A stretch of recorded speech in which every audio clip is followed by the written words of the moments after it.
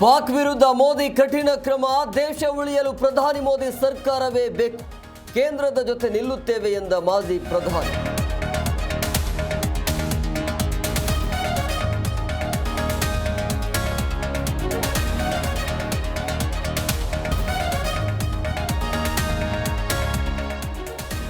ಕಾಶ್ಮೀರದ ಪೆಹಲ್ಗಾಮ್ ನರಮೇಧ ಪ್ರಕರಣ.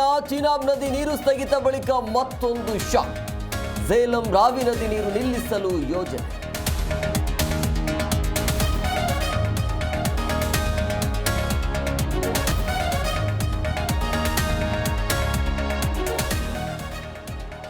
ಗಾಯಕ ಸೋನು ನಿಗಮ್ ಬಂಧನಕ್ಕೆ ಕರವೇ ಆಗ್ರಹ. ಫ್ರೀಡಂ ಪಾರ್ಕ್ ಅಲ್ಲಿ ಪ್ರತಿಭಟಿಸಿ ಸರ್ಕಾರಕ್ಕೆ ಒತ್ತಾಯ. ಕರವೇ ರಾಜ್ಯಾಧ್ಯಕ್ಷ ನಾರಾಯಣಗೌಡ ಕಿಡಿ.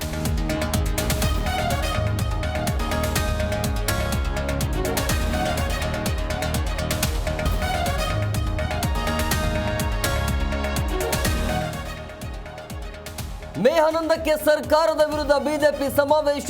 ಹುಬ್ಬಳ್ಳಿಯಲ್ಲಿ ಜನಾಕ್ರೋಶ ಯಾತ್ರೆ ಸಮಾರೋಪ. ವಿಜಯೇಂದ್ರ ಶಕ್ತಿ ಪ್ರದರ್ಶನಕ್ಕೆ ರಣತಂತ್ರ.